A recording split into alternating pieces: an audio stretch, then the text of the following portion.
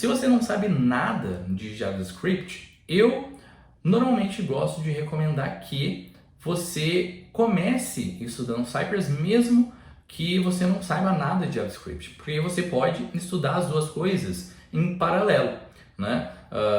Porque afinal, quando você for estudar sobre JavaScript, você vai precisar fazer isso de alguma forma na prática. Então, se você vai estudar uma ferramenta, então você pode juntar as duas coisas, né? Estuda o Cypress e estuda JavaScript ao mesmo tempo.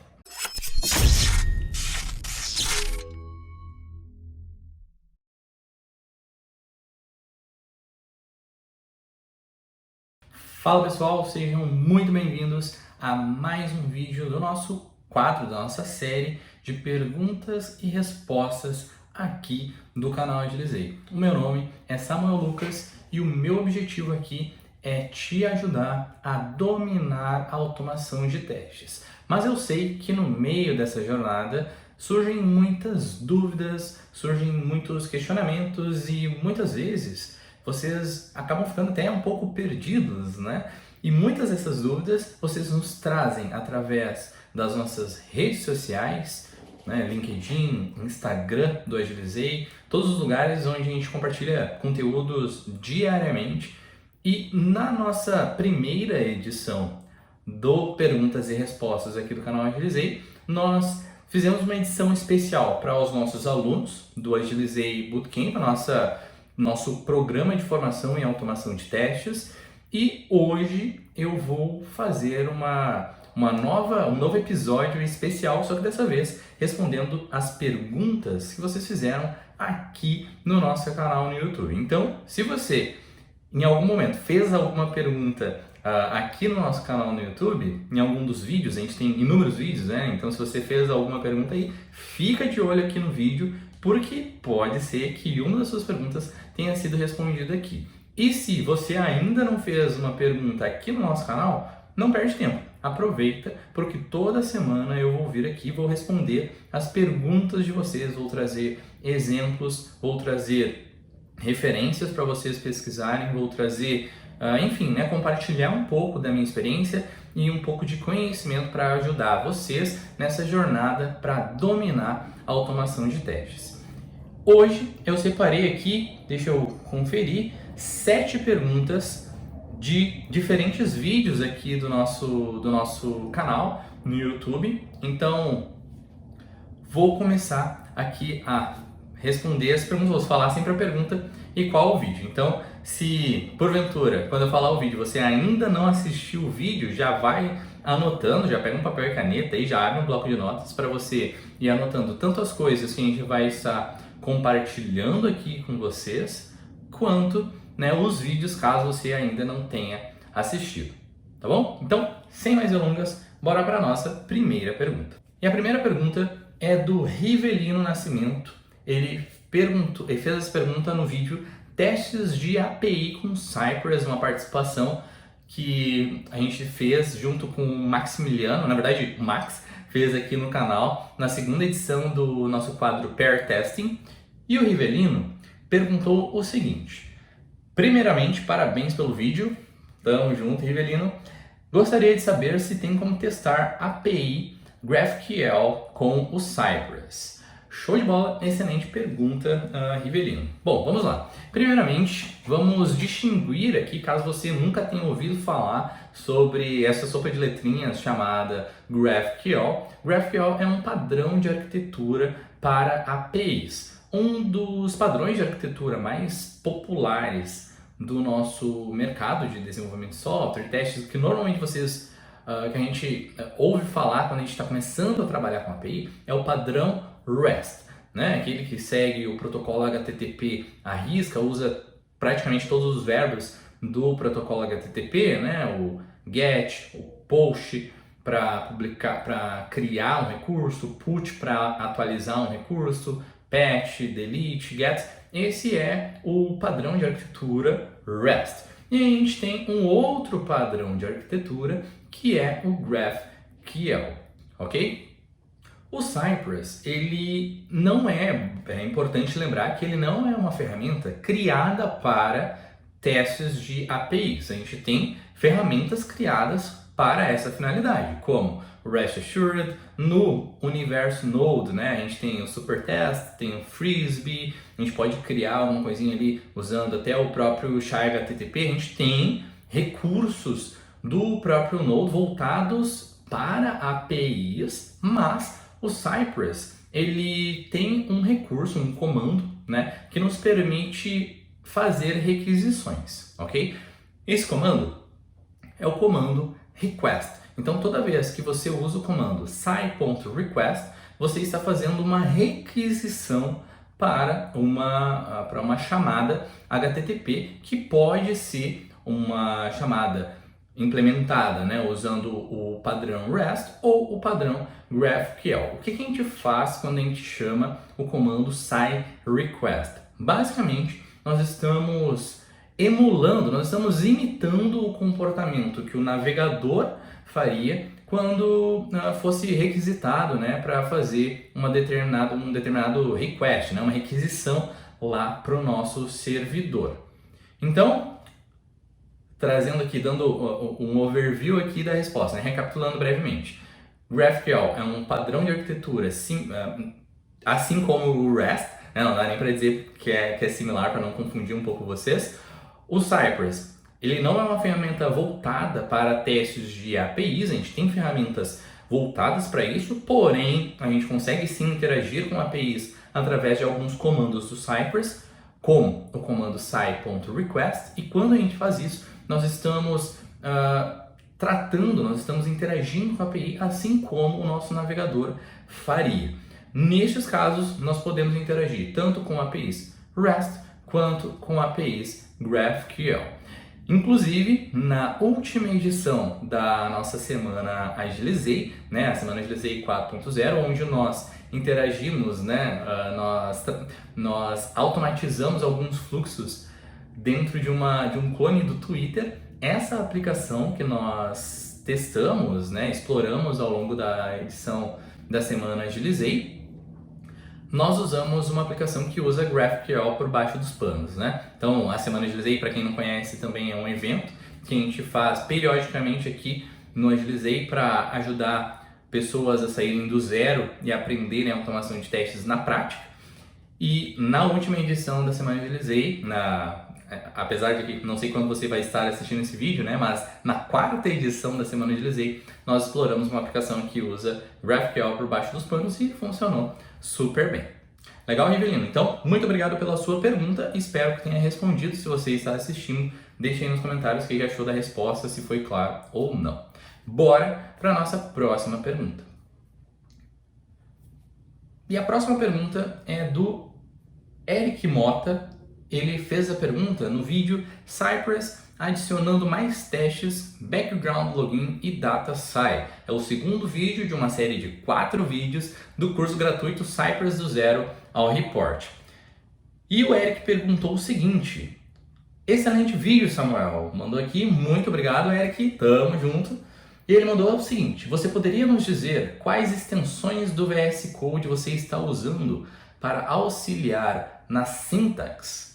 Então, Eric, eu uso uma série de extensões do Visual Studio Code, inclusive eu uso tantas extensões que eu gravei um vídeo aqui para o canal só mostrando todo o meu setup do Visual Studio Code, pelo menos em termos de extensões. Tá? Lá nesse vídeo tem tudo explicadinho do zero, tá? Todas as extensões, para que serve cada uma, eu dou exemplos de uso em cada uma das extensões. É só você pesquisar aí extensões que eu uso no VS Code com Cypress, ok? É um vídeo que está aqui no canal. Mas, especificamente aqui da sua pergunta, tem duas que são essenciais, principalmente para ajudar ali em questões de autocomplete e produtividade, tá? A primeira delas é o ES6 Mocha Snippets. O Cypress, né, falando de Cypress, ele usa um Mocha como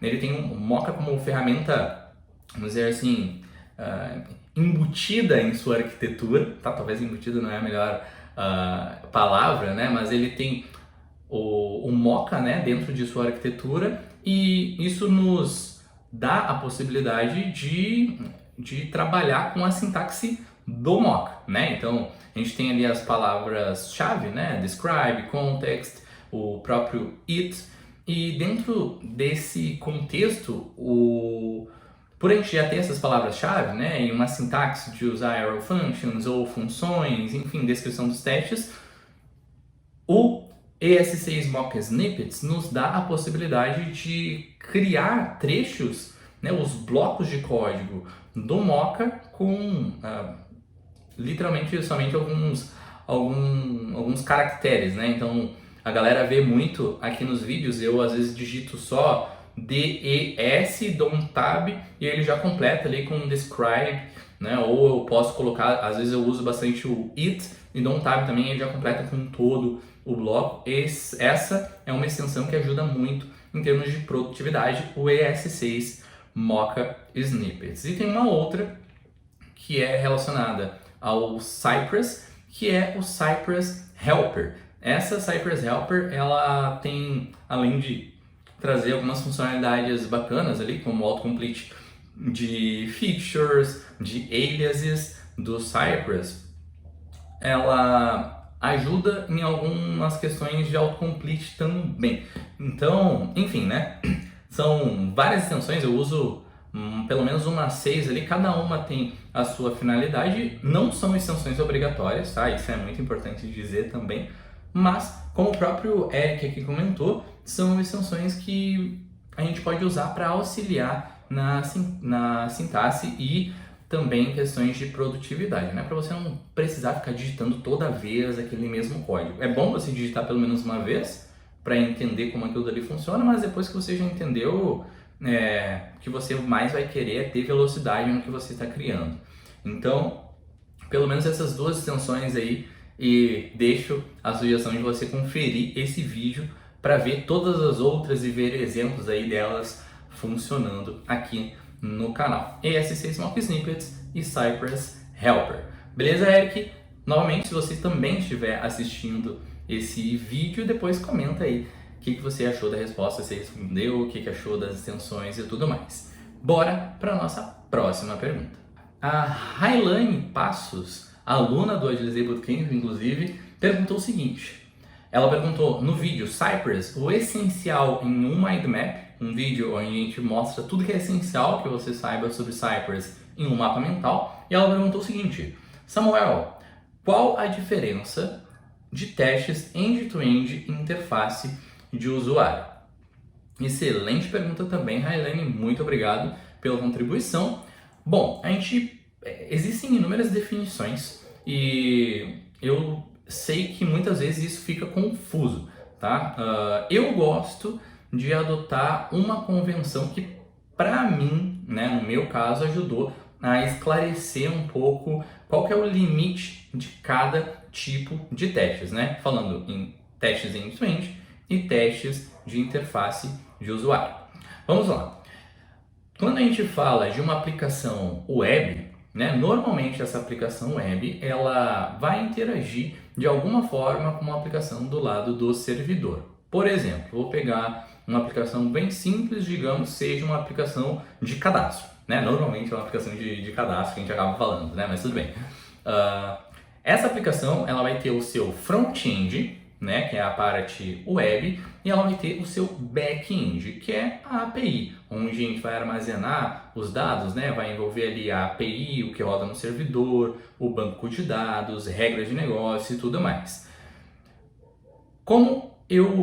Uma das formas, né, que a gente pode pensar aí para diferenciar entre testes end-to-end e de interface de usuário é da seguinte forma: sempre que o seu teste envolve as duas aplicações ou toda a sua aplicação sem isolar nenhuma dependência, ou seja, você vai fazer um cadastro ali na sua aplicação, o cadastro que você vai mandar ali no formulário, ele vai de fato bater na sua API, a sua API vai salvar isso no banco de dados, o banco de dados vai salvar essa informação de fato, e depois quando você consultar aqui no seu front-end ou em uma outra API ou no próprio banco de dados, essa informação vai estar lá. Sempre que o seu teste envolve trabalhar com essas informações de forma integrada, de uma ponta a outra, a gente pode chamar isso de um teste end-to-end. Por quê? Porque você está, de fato, trabalhando com seus testes de uma ponta até outra sem isolar nenhuma dependência, sem isolar a sua aplicação, a sua interface, o seu front-end do seu back-end. Essa é a visão que a gente pode ter de testes end-to-end. Agora, que a gente já sabe a visão de teste end-to-end, fica mais simples de pensar em testes de interface de usuário, né? Testes de interface são os testes onde a gente vai estar olhando somente para essa parte aqui, que é o nosso front-end. Nestes casos, normalmente a gente faz o quê? A gente isola, né? A gente tira fora aqui através do uso de mocks ou através de, enfim, de arquivos estáticos, enfim, né? De quaisquer técnicas para isolar o nosso back-end ou as dependências que a nossa interface possa ter para testar somente a nossa interface. Nesses casos, a nossa aplicação ela não vai estar batendo aqui em servidor, em API, em banco de dados, em nada disso. Ela vai estar somente aqui no seu mundinho do front-end, no seu mundinho da interface. Essa é uma das definições, né, que eu acredito que pode ajudar aí a esclarecer também, né, essa diferença entre testes end-to-end e testes de interface de usuário. Lembrando, novamente, eu gosto de frisar bastante isso, que essa é uma das definições, porque existem casos, por exemplo, quando a gente está trabalhando com uma API, né, uma API não tem uma interface. Né? Então, o que seria um teste end-to-end diretamente na API e o que seria um teste de interface? Na verdade, como a API não tem uma interface, talvez não faria muito sentido falar de teste de interface de API. Mas, enfim, né, eu acho que deu para entender que isso, obviamente, não vai se aplicar a todos os contextos, mas essa é uma das definições que eu gosto de usar, né? Dos exemplos que eu gosto de usar para explicar para os alunos a diferença entre testes end-to-end e testes de interface. End-to-end de ponta a ponta, sem isolar nada. Teste de interface, isolando tudo que não faz parte da interface e testando somente essa camada aqui. Tá bom, Railane? Muito obrigado pela sua pergunta. E agora, bora para nossa próxima pergunta, a quarta do nosso vídeo de hoje.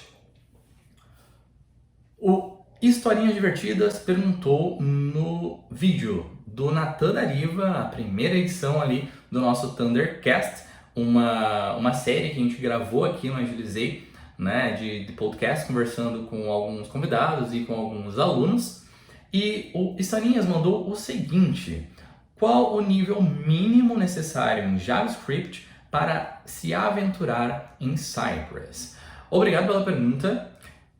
E sobre o nível mínimo necessário em JavaScript, isso é muito relativo, tá? Eu costumo dizer que o mais importante é que você entenda de lógica de programação. Se você não sabe nada de lógica de programação, o ideal é que você estude um pouco sobre lógica de programação e não se apegue tanto à linguagem de programação, porque em geral a maioria dos conceitos que você aprende e aplica com uma linguagem, né? Aprendeu lógica de programação e aprendeu a usar Java, muitos dos conceitos que você usa lá no Java você vai conseguir levar para o JavaScript, para o Python, para o Ruby, enfim. E conceitos eu falo conceitos de lógica, né? Conceitos de laço de repetição, conceitos de condicional, conceitos de estruturas de controle, conceitos de variáveis, enfim, todos esses conceitos, né? Cada linguagem tem a sua sintaxe, mas os conceitos de lógica de programação é o que são mais importantes aqui. Se você não sabe nada de JavaScript, eu normalmente gosto de recomendar que você comece estudando Cypress mesmo que você não saiba nada de JavaScript, porque você pode estudar as duas coisas em paralelo, né? Porque afinal, quando você for estudar sobre JavaScript, você vai precisar fazer isso de alguma forma na prática. Então, se você vai estudar uma ferramenta, então você pode juntar as duas coisas, né? Estuda o Cypress e estuda JavaScript ao mesmo tempo. De modo geral, então, se você não sabe nada nem de JavaScript, nem de lógica de programação, e você não sabe nem por onde começar, né? E tá aí talvez travado, ainda não começou a estudar Cypress, porque, enfim, não sabe nem por onde começar a estudar lógica de programação e linguagem, eu gravei um vídeo aqui falando sobre como perder o medo de programação para dominar a automação de testes. E lá neste vídeo a gente falou ali sobre como você pode começar pelo básico de programação. E aí eu até separei aqui alguns dos pontos que a gente fala lá nesse vídeo, né? A gente fala ali sobre algoritmo, variáveis e constantes, tipos de dados, operadores aritméticos, lógicos, relacionais, condicionais, estrutura de controle, laços de repetição, vetores, matrizes e funções. Então, se você tem medo de programação ou está um pouco perdido, não sabe por onde começar, eu recomendo que você assista esse vídeo da nossa série, né, Dominando a Automação de Testes. É o vídeo Como Perder o Medo de Programação para Dominar a Automação de Testes. É bem bacana, a gente fala ali sobre diferentes aspectos, dá algumas dicas e fala ali como você pode começar, ok? Então, se você está assistindo esse vídeo aí também, Sorinhas, comenta aí o que você achou, se deu para esclarecer e se quiser deixar mais alguma pergunta sobre esse mesmo tópico, você sabe que pode ficar à vontade.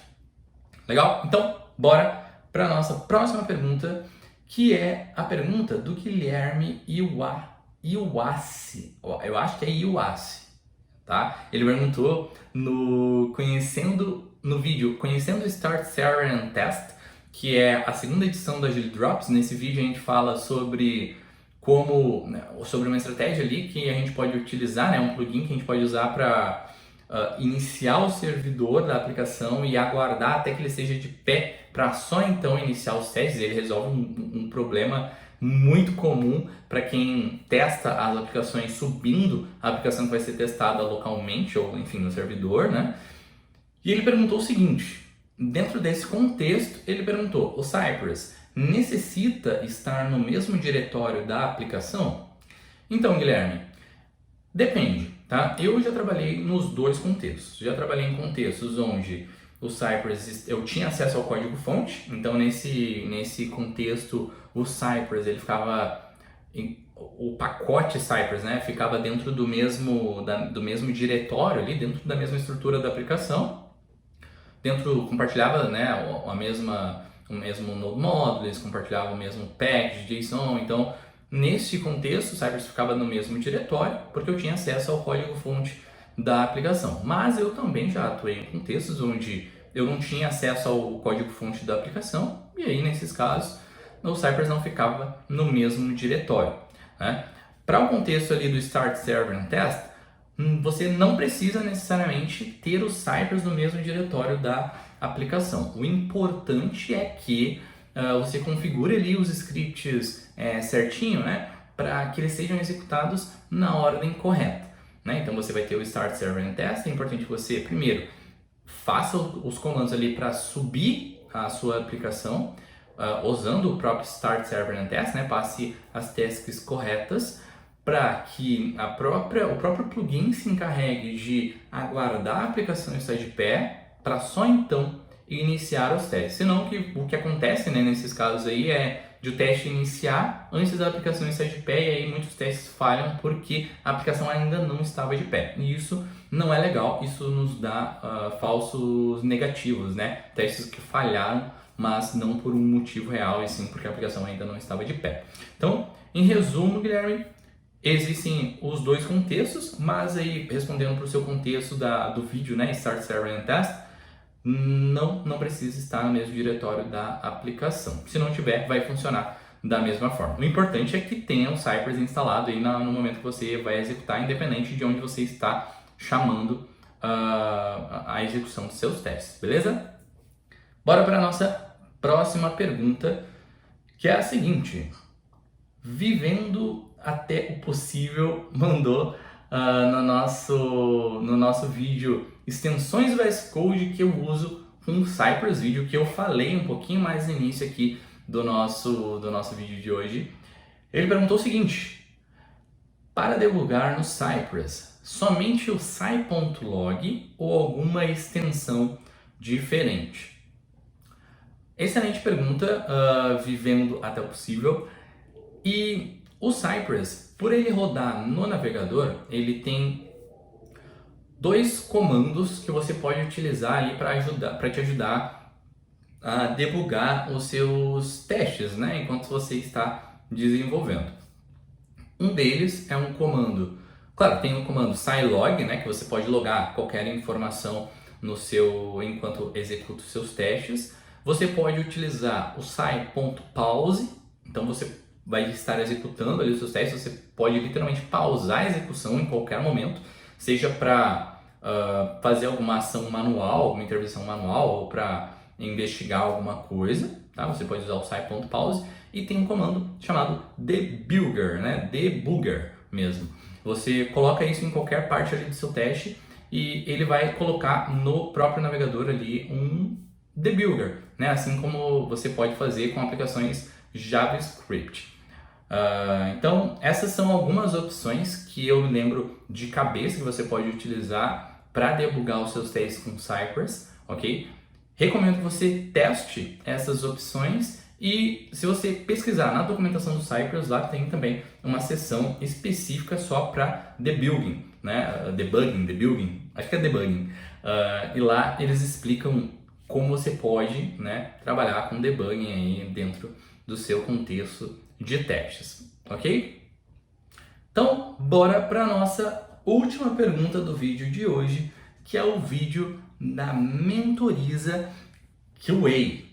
Ela perguntou no vídeo Cypress passo a passo para criar o primeiro projeto e testes, né, o primeiro vídeo na nossa série de 4 vídeos do Cypress do Zero Report, um curso gratuito de automação de testes na prática com Cypress.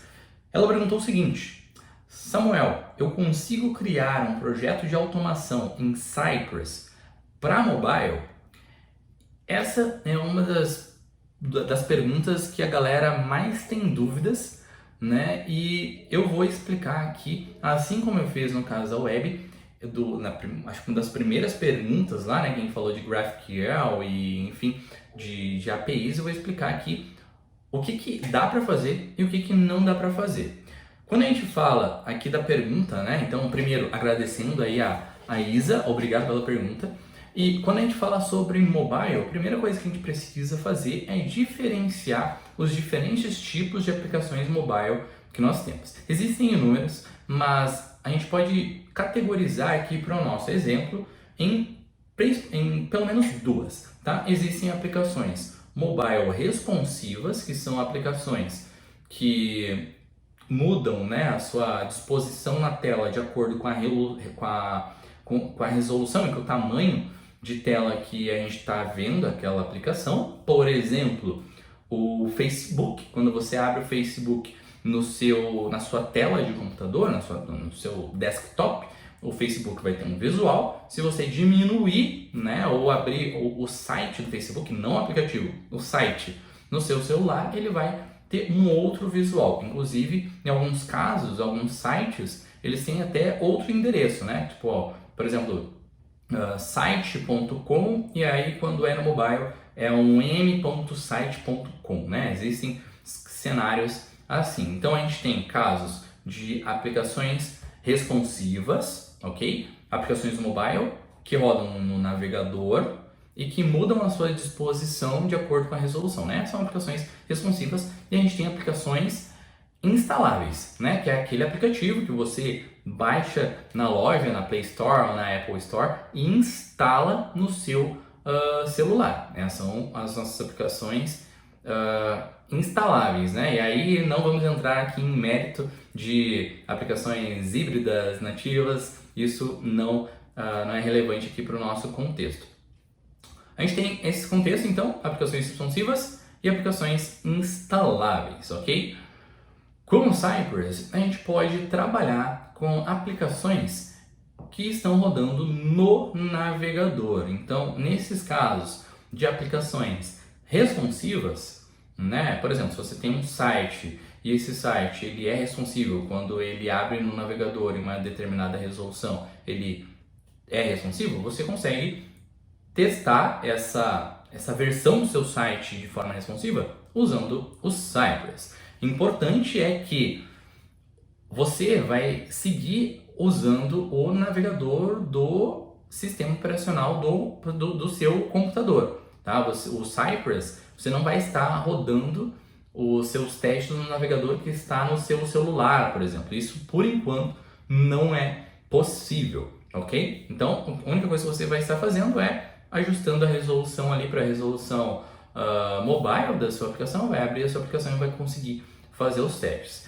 Essa é uma forma que você pode testar as suas aplicações mobile. Agora, quando a gente fala de aplicações instaláveis, aí não é possível testar essas aplicações instaláveis com o Cypress. Por quê? Porque o Cypress ele roda no navegador, né? Ele não roda a nível de sistema operacional. A gente tem outras aplicações, né, que conseguem interagir com o sistema operacional, como por exemplo o Appium, né? Mas o Cypress ele roda no navegador, ele não interage com a nível de sistema operacional a ponto de conseguir abrir uma aplicação instalável, né, e ficar interagindo ali com essa aplicação que foi instalada no seu dispositivo celular. Ele não tem, pelo menos por enquanto, não sei se eles têm planos de incluir isso muito em breve, ou se vai ser possível um dia fazer isso devido à arquitetura do Cypress, né?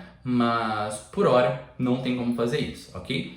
Existe, agora que você já entendeu a diferença entre aplicações responsivas que rodam em um navegador e aplicações que são instaladas em um celular, existem, ainda sempre tem uma exceção, né?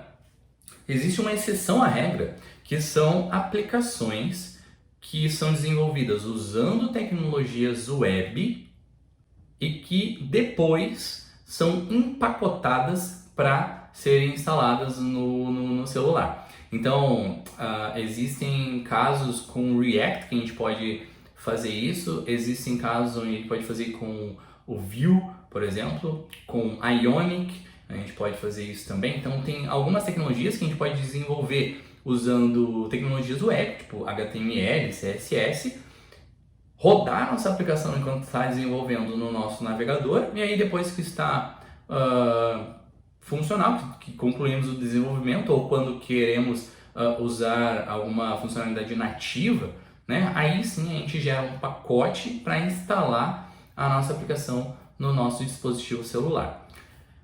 Nesses contextos, enquanto a aplicação ainda não é empacotada para instalar no celular, enquanto ela ainda está ali, vamos dizer assim, na sua versão web, né, na sua versão inicial antes de ser empacotada, enquanto ela ainda está rodando ali no navegador muitas vezes, nesses casos a gente consegue usar o Cypress para testar algumas coisas, tá? Existem alguns recursos que obviamente a gente não vai conseguir testar, né?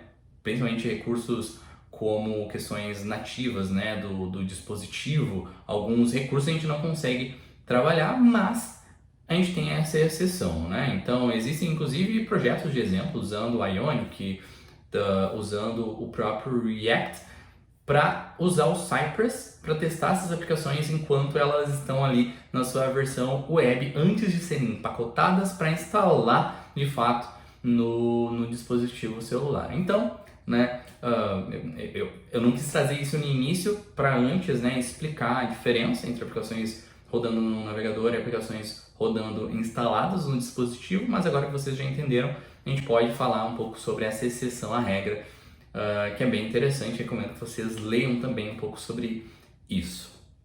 Legal? Então, galera, vamos chegando ao final do nosso vídeo de hoje de perguntas e respostas. Se você gostou desse vídeo, não esqueça de clicar aí no gostei, de se inscrever no canal, de compartilhar esse vídeo com outras pessoas. Se você conhece alguém que foi citado aqui no vídeo, foram 7 perguntas, né? Então, se você conhece alguém que foi mencionado aqui no vídeo, manda o vídeo para essa pessoa, para ela saber que a pergunta dela foi respondida, ok? E não esqueçam de mandar as suas perguntas aqui também. Então, se você quer ter as suas perguntas respondidas nas próximas edições do Perguntas e Respostas aqui do canal Agilizei, mande suas perguntas, coloque suas perguntas aqui nos comentários.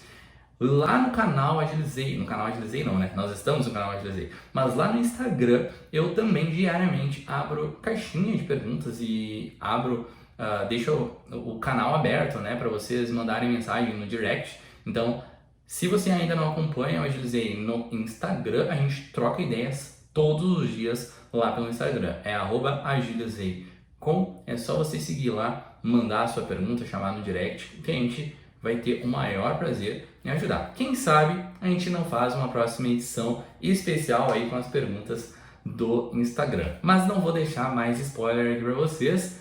Um ótimo resto de semana, resto de mês, resto de dia, independente de onde você estiver assistindo ou do horário que você estiver assistindo esse vídeo. Muito obrigado por ter ficado até aqui e até a próxima. Valeu!